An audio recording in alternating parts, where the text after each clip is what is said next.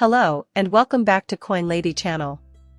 It's been 2 days since the revelation of the emails and papers pertaining to the Billy Boy Hinman Ethereum free pass.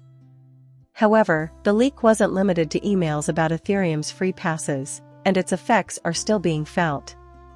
In contrast to his stated ownership, Ripple's chairman has reportedly sold $453 million in XRP, according to court documents. Everyone has their own thoughts about this, but it's interesting to discuss. It's fascinating, and I enjoy learning about issues from a variety of angles. Like me, you probably hope so. My opinion on this matter, however, has not changed. When the matter first came up, I don't think it was until about a year ago. This is the first time I've heard someone talk about this issue before the SEC filed a lawsuit against Ripple. Perhaps a year had passed since then. Not even my memory is that reliable. The litigation dragged on for a very long period until it was finally dismissed. I also recall hearing rumors that Brad Garlinghouse was peddling XRP or something. I remember thinking it was a rumor at the time, but I still feel the same way. Anytime you're discussing the possessions of specific people, like Brad Garlinghouse or Chris Larsen, you're talking about personal property. Despite the fact that the public XRP ledger makes it easy to ascertain how much XRP any given user actually possesses, it is none of our damn business what they do with their holdings. We shouldn't give a hoot about it. I'll repeat that at the beginning of the video, by the way. And with regards to Chris Larsen's possessions, he did, in the end, have them. Yes, billions of XRP were created almost immediately. It was worthless, though, as we all know. It makes no difference if he had 1 XRP, 1 billion, or 10 billion. He was in possession of something worth $0 with no assurance that its value would ever increase. They couldn't have known that by 2023, XRP's market cap would hit $25 billion, or close to that, right? The second group didn't know where the XRP went, and they were transparent about it. It was always the makers and Ripple. Despite this information being widely available, some people have chosen to invest in XRP on the basis on speculation. And its market cap has grown to be rather substantial recently. Because of this, your anger towards Chris Larsen is warranted. And now that there are millions of players, he may sell some of that if he wants to. His sales won't have much of an effect on the global price of XRP. However, we'd want to get petty about it. The same can be said, at least in principle, about Brad Garlinghouse, but Garlinghouse reportedly didn't join Ripple until 2015. When he first joined Ripple, he wasn't the CEO, but that was roughly when he got there. At the time, Chris Larsen served as CEO, and he now serves as chair. On the other hand, Brad Garlinghouse held a different opinion. Whatever it was, he made it to CEO, and I forgot about it. The XRP he received as part of his salary was not particularly valuable at the time. Absolutely not. That being the case, you can probably guess the tone of salary negotiations within an organization. Maybe he got less money but more XRP because he didn't get any XRP, but that's just a guess. That's none of your business, sir. Also, it wasn't exactly worth a small fortune back then. What the heck was going to happen with it, he couldn't even guess. People will be upset with him if the asset's value increases dramatically in the future and he decides to sell. I'm sorry, but I just can't put myself in that position. I anticipate pushback from some quarters, and that's okay with me. We can agree to disagree politely. But I just don't see the logic in that. Regarding the revelations made here, let's just dive in. Let's go into the essay, where I'll present the most up-to-date legal docs. Moreover, I won't pretend the world doesn't exist. The quantity sold is really high. But my argument is that this represents a negligible fraction of the total. As a result, there is no observable effect on any of this. The XRP price has not budged at all. Just hasn't materialized yet. However, court filings may show otherwise. This section goes as follows. According to a recent disclosure, Ripple chairman Larsen has not sold his XRP holdings since 2013. Chris Larsen, co-founder and executive chairman of Ripple, has not sold any of his XRP holdings since 2013, according to a recent tweet from 24 Hours Crypto, a prominent XRP-focused YouTube channel. This was done to debunk rumors that Ripple co-founders had been selling off their XRP. Allow me to pause for a moment. Just one more thought has popped into my thoughts. I want to be sure that you get this information. This is a proven fact. This is presumably one of the factors that led to Chris Larsen receiving the $0 worth of XRP that he did. This was part of the explanation for the substantial chunk taken out of his behind. This is not a wild guess. This is something I've discussed on the channel before. This is supported by written evidence. Part of the problem was that there is not enough clarity surrounding this new asset class, despite their best efforts to operate legally and avoid being sued to bankruptcy by the SEC or any other government organization. This occurred in the year 2012. As a result, he was granted a large sum of XRP with no idea of its future value. However, he was given a greater supply because it was assumed that, as a co-founder of Ripple, he would be a target of government agencies if anything were to happen to the company. And I don't think that's too far-fetched. And sure enough, that ended up being the whole enchilada. So the fact that he received a standard gift doesn't concern me in the slightest. I have no problem with those who make money in this way. The sort of folks who would find that offensive. I just want to know if they're the kind of people that, like me, are against class warfare arguments. To me, it's just a bunch of gibberish. Here in the United States, at least where I live, we have a lot of possibilities. Whatever the case may be, here is the tweet from 24H Crypto. Chris Larsen, he said, is sitting on 2.5 billion XRP, and he says 2.5 billion XRP that we can prove is his. This is in response to the widespread belief that Ripple executives are selling off their XRP. Nothing has been done with any of the unidentified wallets since 2013. Relax and think about that for a minute. That's okay. That, it turns out, is wrong. I'm not trying to be negative about 24 Hours Crypto by saying that. Not even close. Given that we must face facts. Humanity unites us all. Neither you nor I are perfect. Mistakes are common, we're only human. When I'm merely relaying the facts, I do my best to make sure they come through as accurately as possible. However, I have never acted dishonestly. However, there are occasions when I make factual errors. And I have to say, it makes me pleased when it occurs. Oh, I'm very sorry. I was wrong about this one specific detail. After that, I just keep moving forward and doing things honestly. And occurrences of this nature are relatively rare. However, there are some facts that I've gotten wrong in the past and will continue to get wrong in the future. It seems like he was wrong about it, but nothing else I've seen from him suggests he isn't acting in good faith.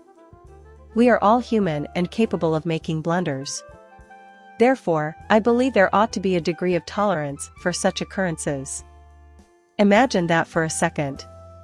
When you screw up again, no one will be surprised. This is due to the fact that we are all human. Do you want someone to scream at you? Not likely at all. Hate to be the one to break your bubble, Crypto Arsenal chimed in. Then he posted a screenshot of XRP sales made by Chris Larsen from 2017 to 2020. When he asked for further proof of the sales, 24 Hours Crypto said, "Need more evidence." Highlighting numbers in Excel is a simple task that everyone can perform. If you're interested in sales, please provide a link to your source. It appears he is making those decisions in good faith. I respect the fact that the Crypto Arsenal replied with a confident sure. Kellogg, Hansen, Todd, Figel, and Frederick partner Michael K. Kellogg's Exhibits 81 and 82. A statement in support of the summary judgment motion filed by the defendant. Michael and his legal team are the ones who entered numbers into Excel and then added a little clown emoji before linking to this document. If you follow the link and scroll down, you'll see that the document references a number of exhibits. Those exhibits are listed below. Yeah. Exhibit 81 refers to trades made on behalf of Chris Larson, and Exhibit 82 refers to trades made on behalf of Brad Garlinghouse. That's the information he revealed in his tweet, then. After waiting for 24 hours, crypto finally replied, "Send me the numbers, they weren't included." And then the crypto arsenal started to heat up.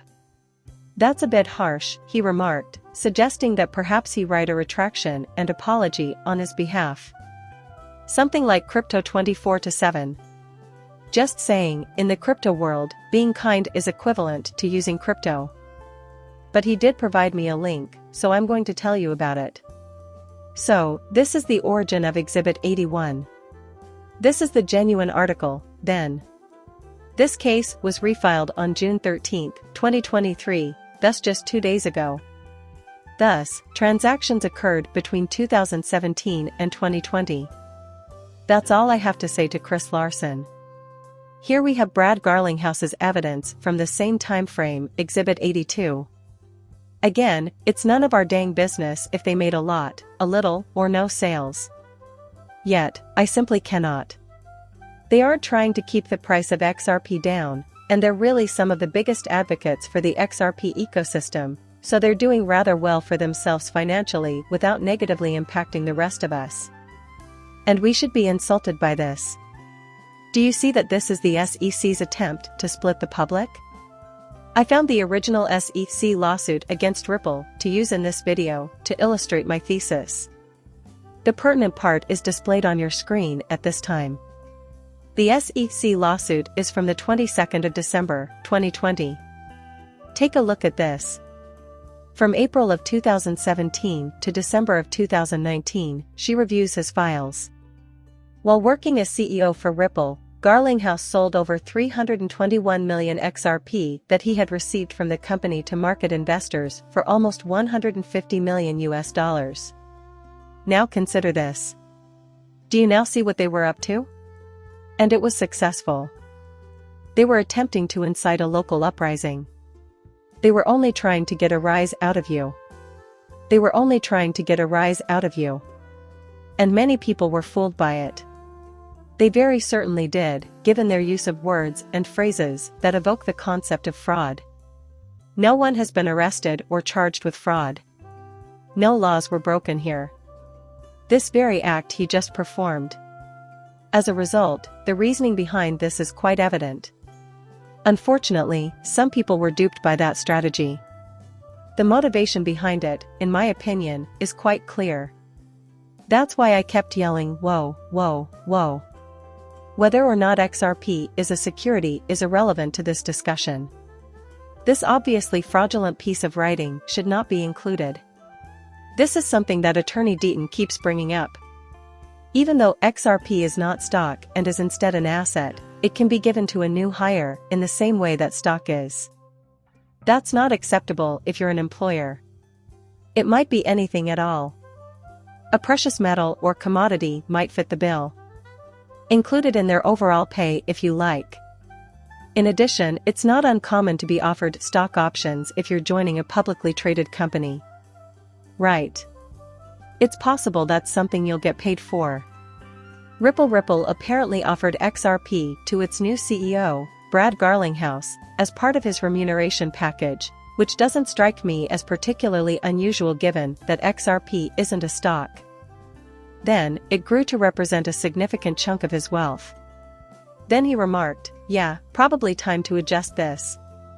He said, "I'll tell you what, when XRP is worth substantially more in the future, which I'm counting on, I'm going to do that," and then he sold them.